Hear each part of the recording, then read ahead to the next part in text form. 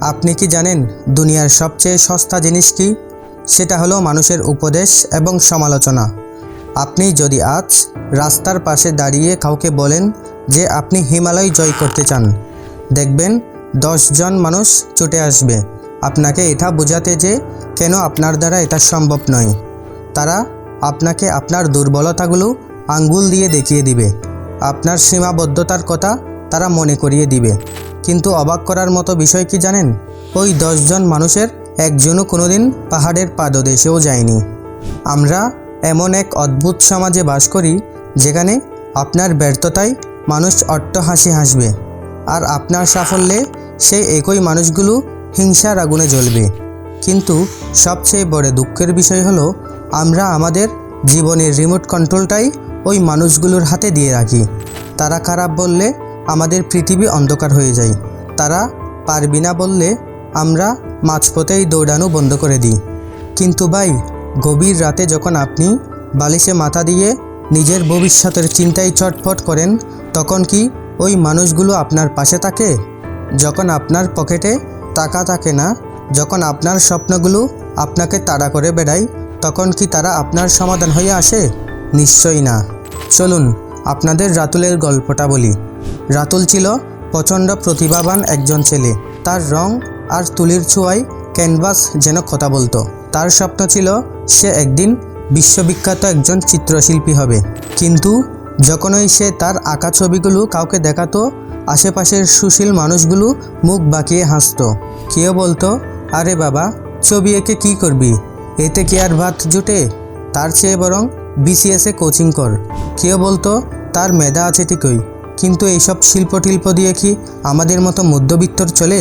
রাতুল ছিল খুব নরম মনের। সে মানুষের ওই বিষাক্ত কথাগুলো হজম করতে পারল না। সে ভাবল, হয়তো তারাই ঠিক বলছে। সে তার প্রিয় রং তুলিগুলো স্টোর রুমে তালা বন্ধ করে দিল। মানুষের মন জুগাতে সে এখন এক কর্পোরেট চাকরিতে ঢুকল, যা সে মনে প্রাণে ঘৃণা করত।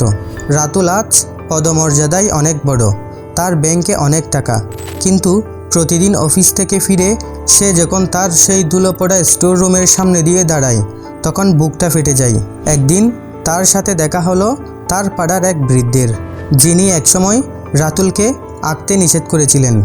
রাতুল তাকে জিজ্ঞেস করলো, চাচা, আপনি তো বলেছিলেন ছবি আঁকলে আমার জীবন বরবাদ হয়ে যাবে। আজ তো আমার অনেক টাকা, কিন্তু আমি কেন সুখে নেই? বৃদ্ধটি হাসলেন এবং একটি ভয়ঙ্কর কথা বললেন। তিনি বললেন, বাবা রাতুল, আমরা তো আমাদের না পারাগুলো তোমার উপর চাপিয়ে দিয়েছিলাম। আমরা তো আমাদের সংকীর্ণ চিন্তার কথা বলেছি, কিন্তু তুমি কেন আমাদের কথা শুনলে? জীবনটা তো তোমার ছিল, লড়াইটাও তোমার ছিল। আজ তোমার এই অপূর্ণতার জন্য আমরা দায়ী নই। দায়ী তোমার ওই দুর্বল মানসিকতা, যা আমাদের কথায় হার মেনেছিল। রাতুলের চোখে জল এলো, কিন্তু ততক্ষণে অনেক দেরি হয়ে গেছে। তার হাত এখন আগের মতো কাঁপে না ঠিকই, কিন্তু তুলি ধরার সেই শৈল্পিক শক্তি সে হারিয়ে ফেলেছে। রাতুলের এই গল্পটা আসলে আপনার, আমার এবং এই সমাজের প্রতিটা ঘরে ঘরে থাকা হাজারো মানুষের গল্প। আপনিও কি আজ কোনো কাজ শুরু করার আগে ভাবছেন লোকে কি বলবে? বা সবাই যদি হাসাহাসি করে? শুনুন, লোকে কি বলবে সেটা লোকেদের উপরেই ছেড়ে দিন। তাদের কাজই হলো বলা। আপনি যদি আজ কিছুই না করেন, তবু তারা বলবে আপনি অলস। আপনি যদি দিনরাত পরিশ্রম করেন, তবে তারা বলবে আপনি টাকার পাগল। আপনি যদি সফল হন, ওই লোকেই বলবে আমি তো জানতাম ও একদিন অনেক বড় কিছু করবে। আর আপনি যদি ব্যর্থ হন, তবে তারাই চায়ের কাপে ঝড় তুলবে, আমি তো আগেই বলেছিলাম ও পারবে না, ওর দ্বারা এটা হবে না। আসলে তাদের কথায় কোনো ভিত্তি নেই, কোনো স্থায়িত্ব নেই। কিন্তু আপনার জীবনের সময়ের একটি নির্দিষ্ট স্থায়িত্ব আছে। মানুষের সমালোচনা হলো সেই বাতাসের মতো, যা ছোট প্রদীপকে নিভিয়ে দেয় ঠিকই, কিন্তু বনের দাবানলকে আরও বিশাল করে তোলে। এখন আপনাকে সিদ্ধান্ত নিতে হবে, আপনি কি সেই দুর্বল প্রদীপ হবেন যা অন্যের সামান্য ফুতে নিভে যায়, নাকি আপনি সেই দাবানল হবেন যা সমস্ত সমালোচনাকে পুড়িয়ে ছাই করে নিজের রাস্তা তৈরি করে নেয়। মনে রাখবেন, যখন একটি হাতি রাস্তা দিয়ে রাজকীয় ভঙ্গিতে হেঁটে যায়, তখন রাস্তার পাশের কুকুরগুলো অবরত ঘেউ ঘেউ করবেই। হাতি কি তখন তার রাজকীয় হাঁটা থামিয়ে কুকুরদের জবাব দিতে যায়? সে কি তাদের সাথে মারামারি করতে যায়? কখনোই না। কারণ হাতি জানে সে কে, আর সে এটাও জানে যে তার গন্তব্য কোথায়। আপনাকেও জীবনের পথে সেই হাতির মতো হতে হবে। আপনার লক্ষ্য যদি হিমালয়ের মতো স্থির থাকে, তবে চারপাশের মানুষের এই কটু কথাগুলো আপনার কাছে সির্ফ কোলাহল বা রাস্তার ধুলাবালি মনে হবে। মানুষ আপনাকে নিয়ে ঠাট্টা করছে, আপনার আইডিয়া শুনে হাসছে, খুশি হন। কারণ ইতিহাস সাক্ষী দেয়, যাদের নিয়ে এক সময় মানুষ সবচেয়ে বেশি হাসাহাসি করেছে, তারাই শেষ পর্যন্ত ইতিহাস লিখেছে।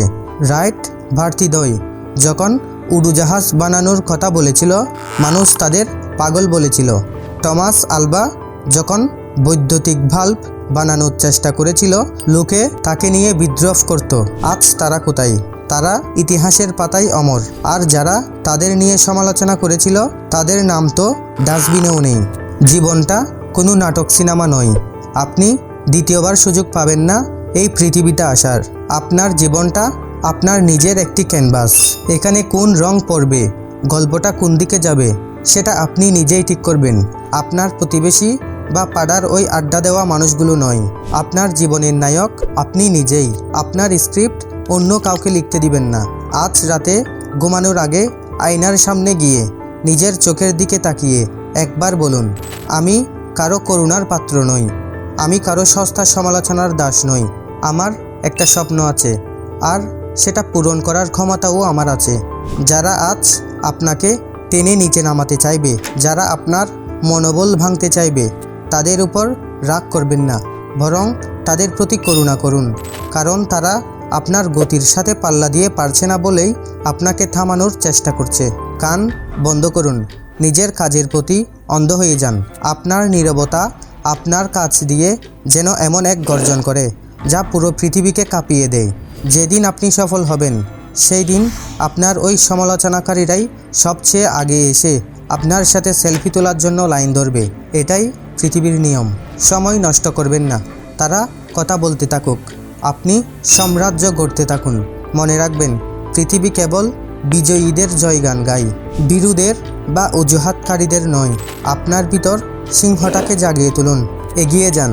আপনার সাফল্যের প্রতিটি ধাপ যেন ওই সমালোচকদের জন্য একটি শিক্ষা হয়। দেখা হবে বিজয়ের সেই চূড়ায়, যেখানে দাঁড়িয়ে আপনি নিচের দিকে তাকিয়ে হাসবেন আর বলবেন, ভালোই হয়েছে, তোমরা বাধা দিয়েছিলে, তাই আজ আমি এতটা শক্তিশালী। শুধু শুরু করুন আর থামবেন না, জয় আপনার হবেই।